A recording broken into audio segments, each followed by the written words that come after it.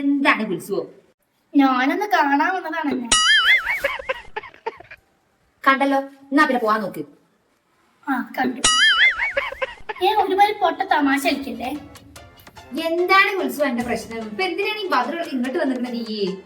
നീ എന്റെ പേരക്കുട്ടിക്ക് ഡയറി ചെയ്താ പറഞ്ഞു കൊടുത്തിക്കണോ? ആ പറഞ്ഞു കൊടുത്തീരോ?